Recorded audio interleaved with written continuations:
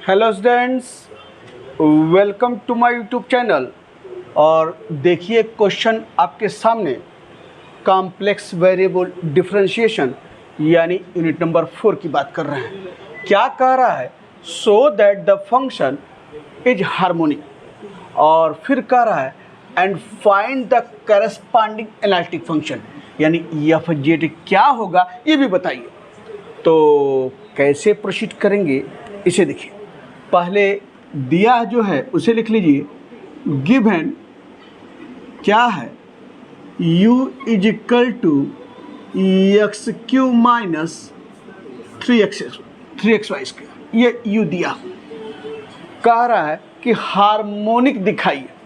तो हार्मोनिक के लिए पता है ना, u है, तो मुझे क्या दिखाना है हार्मोनिक के लिए? Del two u upon del x square plus del two u upon del y square बराबर 0। तो चलिए यहाँ से शुरू करते हैं। क्या? Del u by del x निकालना। क्या हो जाएगा?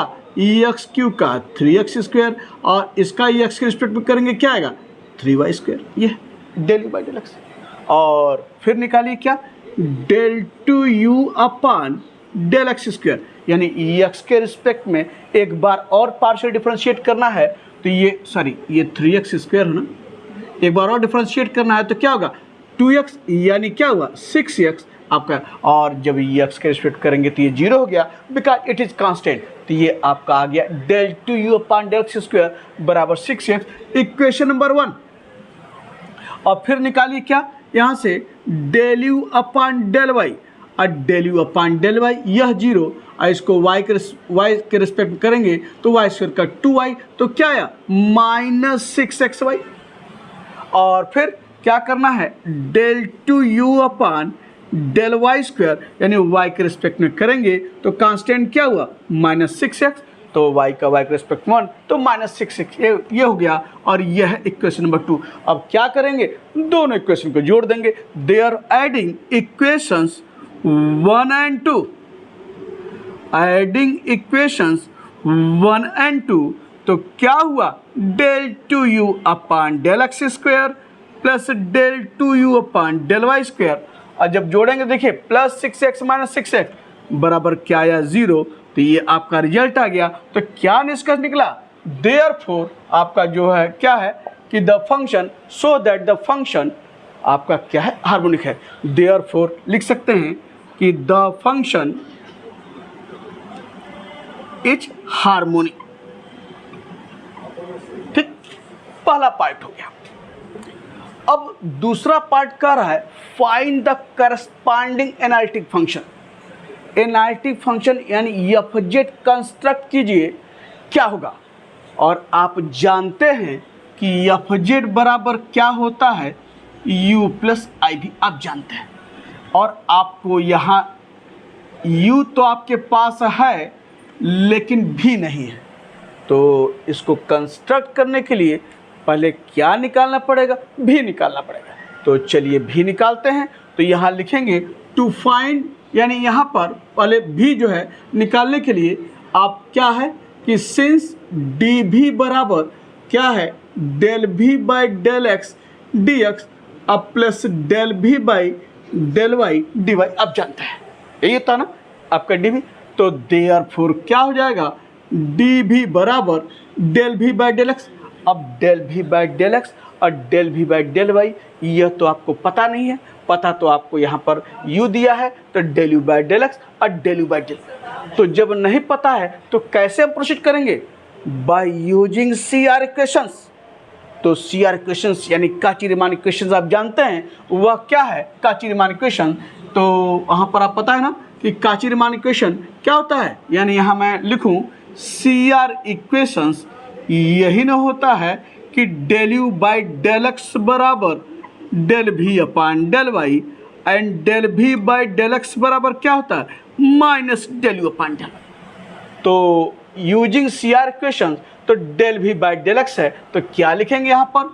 Minus del u upon del y d x. और del v by del y है तो क्या लिखेंगे? Del u by del x, और ये हो गया डी वाई। और जरूर आप यहाँ दिखाएंगे, भले मैं यहाँ लिख दिया हूँ, आप यहाँ दिखाएंगे बाई CR इक्वेशंस, यानी Cauchy Riemann equations del u by del x बराबर del v by del y and del v by del x बराबर क्या लिखेंगे minus del u upon del y, इसी का यूज करते हुए हमने लिखा है। तो देयरफॉर डी भी बराबर क्या हो जाएगा minus del u upon del y, del u upon del y क्या निकालें माइनस 6xy और माइनस पहले से है यहाँ पर तो क्या हो गया 6xy और ये आपका क्या है dx अब plus del u by del x, del u by del x यहाँ देखिए तो ये आपका ध्यान से del u by del y आपने निकाला है ये -6 बिल्कुल सही है और plus del u by del x ये है, ये आपके पास क्या है 3x square minus 3y square और यह है dy। अब पता है ना कि मुझे भी निकालना है तो मुझे क्या करना है, इसको जब तक इंटीग्रेट नहीं करेंगे तब तक भी नहीं निकलेगा। तो चलिए आगे बढ़ते हैं, इसको देखिए तोड़िए तो dv और ये है 6xy dx अब प्लस 3x स्क्वायर dy तोड़ दिया और माइनस 3y स्क्वायर और dy। पता है इंटीग्रेट करते हुए ही आगे बढ़ना है तो आपको इन तीनों टर्म में से एक टर्म ऐसा है जो अभी कहा जाए इंटीग्रेट करने के लिए तो आप इंटीग्रेट कर देंगे। कौन सा टर्म y स्क्वायर dy का, लेकिन यहाँ गाड़ी फंस रही है भाई, y है तो dx है, x है तो dy है, तो इंटीग्रेट तो ऐसे करेंगे नहीं। तो कैसे आगे बढ़ना है इसे देखिए, यहाँ देखिए तो dv बराबर अगर 6xy dx plus 3x square dy है तो अगर इसमें से 3 कॉमन लेते हैं ठीक, और पहले ये टर्म लिखते हैं, कोई लिखिए कोई फर्क नहीं पड़ता है, ये लिखते हैं ये क्या हुआ x स्क्वायर dy ठीक। और यहाँ देखिए तो इसको हम लिखना चाहें तो ये 3 कॉमन लिया है, क्या आप ऐसे लिख सकते हैं क्या, ये 2x लिखा और ऐसे y और ये लिखा आपका dx। मेरी बात समझ में आ रही क्या कर रहा हूँ, 3 हमने आप ऐसे कर लीजिए 2x को ऐसे साथ कर लेते हैं 2x और ब्रैकेट लगा दिया 2x इंटू ऐसे कर लेते हैं y ds, 3 कॉमन लिया 2x इंटू y dx। भाई अगर नहीं भी इन रहे तो इंटू ही होता है 2xy ds। और यहाँ देखिए ये तो हमने इन दोनों को लेकर लिया है क्योंकि मुझे कहीं ना कहीं इंटीग्रेट करना है, इसके लिए 3 यहाँ से कॉमन लिया x स्क्वायर dy और 2 बटा तो 2x इंटू y dx और ये है आपका माइनस 3y स्क्वायर dy। अब यहाँ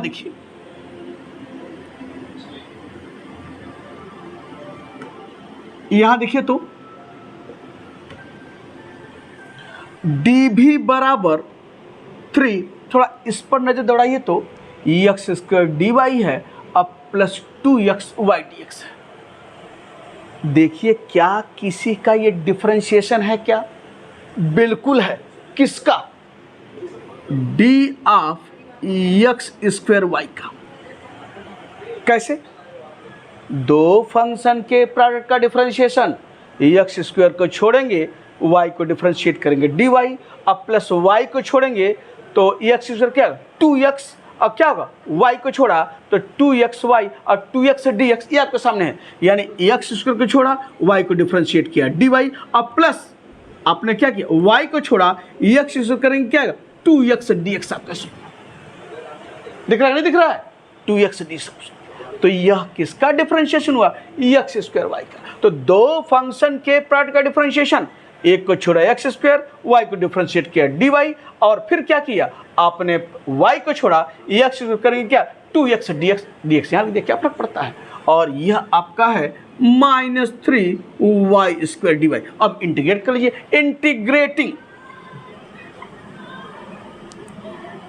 इंटीग्रेशन आप इंटीग्रेट जब करेंगे तो इंटीग्रेशन ऑफ dv क्या होगा b और 3 और इंटीग्रेशन d आप x स्क्वायर y को इंटीग्रेट करेंगे, पता है ना इंटीग्रेशन ऑफ dx क्या होता है x, तो integration of dx square y क्या हो जाएगा dx है तो x, तो dx स्क्वायर y क्या हो जाएगा x स्क्वायर y आपका ये हो गया। ये क्या हुआ आपका यहाँ पर एक्स स्क्वायर वाई, ये है आपका यहाँ पे, और माइनस 3 तो कांस्टेंट है, वाई स्क्वायर डी वाई को इंटीग्रेट करेंगे क्या, वाई क्यू बाई 3, तो वाई क्यू बाई 3, तो 3 से 3 कट जाएगा, तो क्या मिला यहाँ पर वाई क्यू, और ये है आपका प्लस सी, और यही क्या है आपका भी इस रूप में, तो भी क्या आया 3x square y minus y q plus c. तो जब भी निकल गया है तो अब हम लोग जो है एनालिटिक फंक्शन को कंस्ट्रक्ट कर सकते हैं। क्यों? क्योंकि जानते हैं ई एफ जेड बराबर क्या होता है, यू प्लस आई भी। तो चलिए to find analytic function f Z,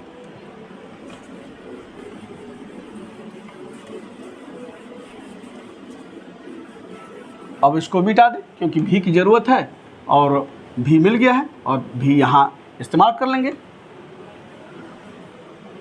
to find you तो दिया ही है,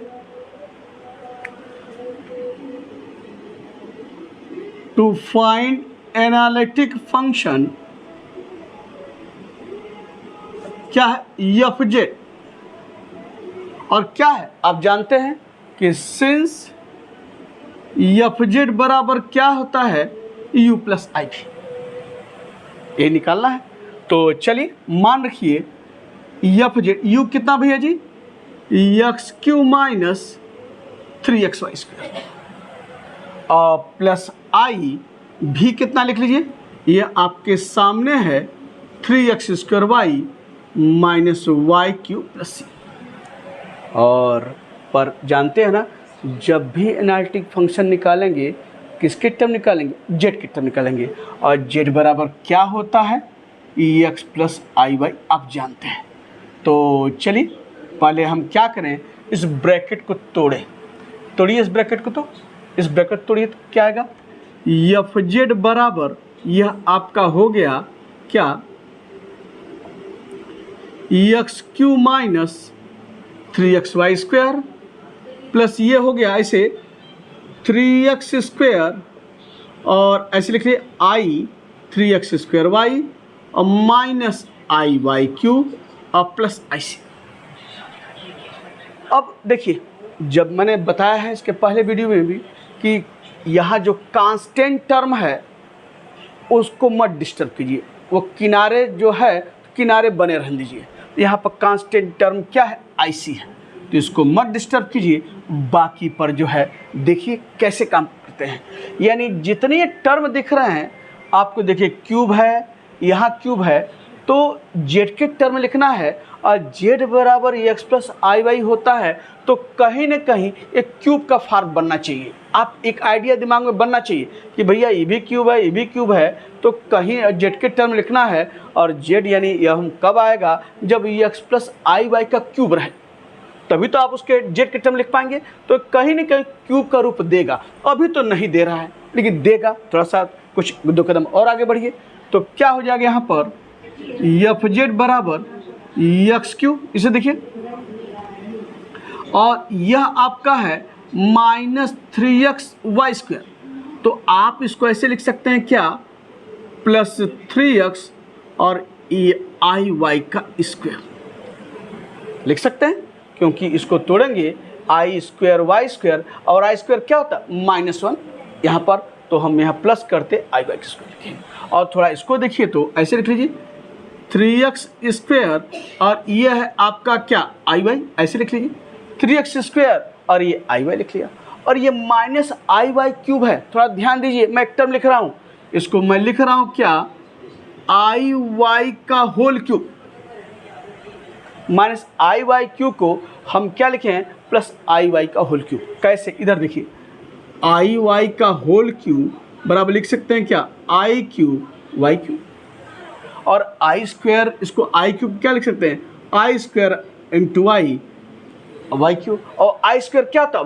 -1, तो ये आपका क्या हुआ -1 और आई वाई क्यूब। दिख रहा है नहीं दिख रहा है, तो हमने आई वाई क्यूब का आई वाई का होल क्यूब लिखा किसके स्थान पर, माइनस आई वाई क्यूब के स्थान पर। समझ में आ गया कैसे, और यह आपका प्लस आई सी है। तो देयरफॉर अब देखिए एफ जेड बराबर ए क्यू, ऐसे लिख लीजिए ए क्यू, और ये लिख रहे हैं प्लस बी क्यू, ऐसे समझिए। अब प्लस 3ab² यानी यह है। अब प्लस 3a²b यानी यह है।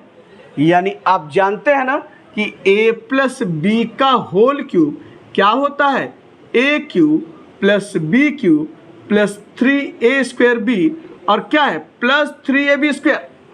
जानते हैं ना।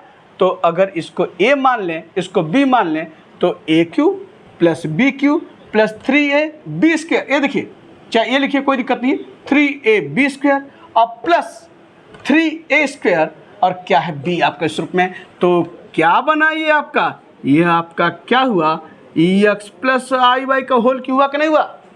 आप रख दीजिए, यहाँ x रखिए, यहाँ b के स्थान पर आई वाई रखिए, तो देखिए सब दिखाई देगा। और एक चीज़ यहाँ छूट गया है और ये आपका प्लस IC है। तो हमने अरेंज इस रूप में कर दिया। अब प्लस IC तो लास्ट में आपका लिख लीजिए IC।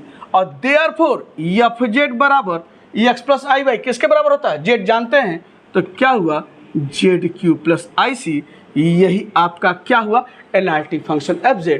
तो इस तरह से आपका यह क्वेश्चन पूरा हुआ एक बहुत अच्छे ढंग के साथ। तो फिर मुलाकात होती है, कुछ क्वेश्चन जो मोस्ट इम्पॉर्टेंट क्वेश्चन के अंतर्गत रहेगा लेकर आते हैं नेक्स्ट वीडियो में।